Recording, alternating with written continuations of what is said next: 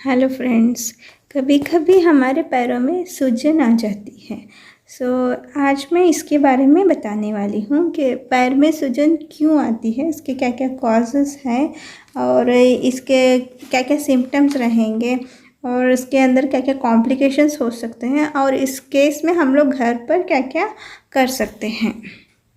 पहले एक लाइक कर लीजिए, यूट्यूब चैनल को सब्सक्राइब कर लीजिए ताकि ऐसे ही इन्फॉर्मेशंस फ्यूचर में आपको मिलती रहे।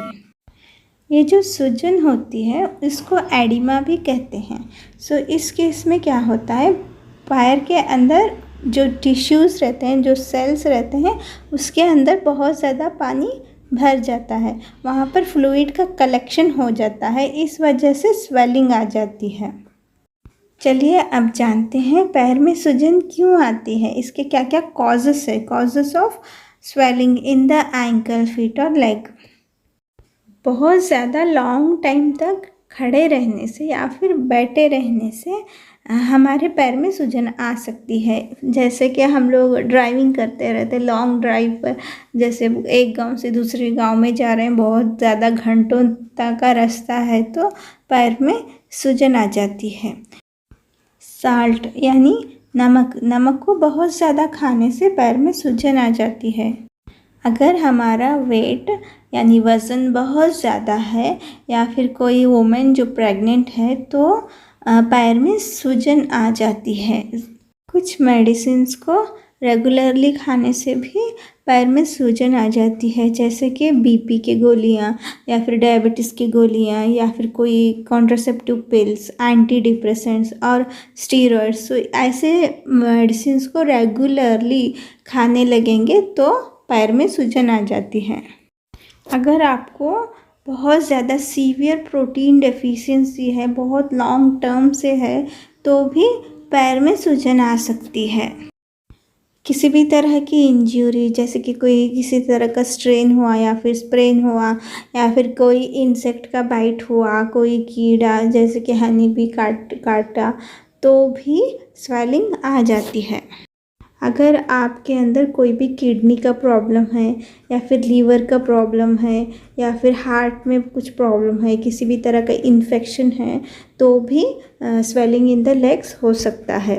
अगर कहीं ब्लड क्लॉट हो गया, किसी भी आर्टरी में, वेन में अगर ब्लड क्लॉट हो गया तो भी पैर में सूजन आ सकती है। सिम्टम्स। चलिए अब जानते हैं, जब स्वेलिंग ऑफ द लेग हो जाता है तो और क्या क्या सिम्टम्स भी रहते हैं। पहले तो पैर, एंकल और पूरे फीट में स्वेलिंग आ जाती है, यानी सूज जाता है।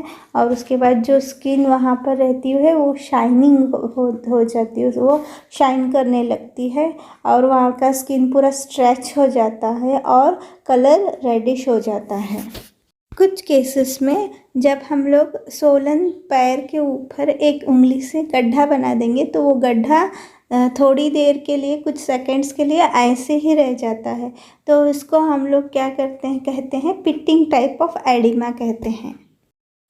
चलिए अब जानते हैं, अगर हम लोग इसका कुछ भी इलाज नहीं करेंगे, अगर ये ठीक नहीं होता है तो क्या क्या कॉम्प्लिकेशंस हो सकते हैं।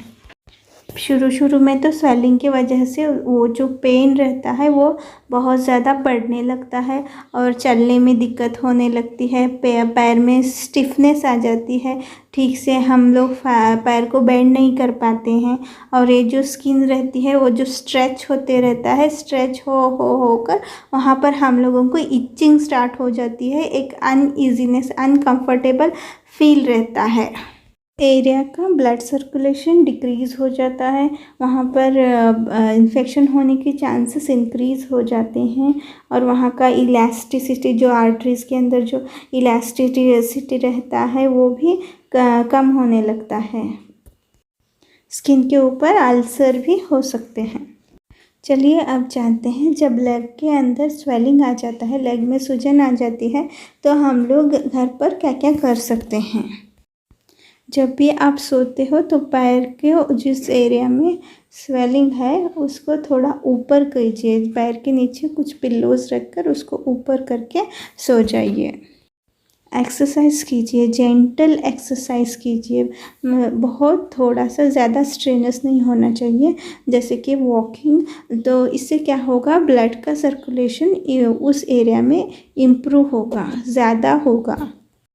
जब लेग्स में स्वेलिंग रहती है तो उस टाइम पर आप कंफर्टेबल नरम सॉफ्ट वाले शूज़ पहनिए। वो वाइड होने चाहिए, एकदम कंफर्टेबल चाहिए, ऐसे शूज़ को पहन लीजिए। अपने उस सोलन लेग को, उस फीट को थोड़ा हाइजीनिक रखिए, उसको बार बार वॉश कीजिए और ड्राई रखने की कोशिश कीजिए ताकि वहाँ पर कोई भी इन्फेक्शन ना हो। सो फ्रेंड्स, ये था सोलन लेग्स या फिर पैर के अंदर सूजन के बारे में। सो इसके अंदर सूजन मेनली इसलिए आती है क्योंकि वहाँ टिश्यूज़ के अंदर एक फ्लूइड का कलेक्शन हो जाता है। ये यूजुअली बहुत कॉमनली बहुत ज़्यादा खड़ा रहने से या फिर बहुत ज़्यादा बैठे रहने से, बहुत ज़्यादा नमक को खाने से या फिर बहुत ज़्यादा वेट रहने से होता है।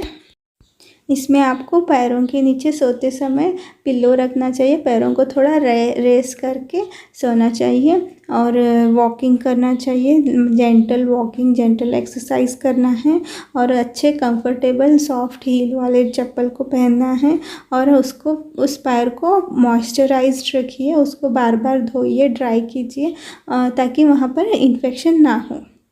अगर आपको ये वीडियो अच्छा लगा है तो प्लीज़ लाइक कर लीजिए और अपने फ्रेंड्स को भी इसको शेयर कीजिए और इस चैनल को सब्सक्राइब कर लीजिए। Thank you.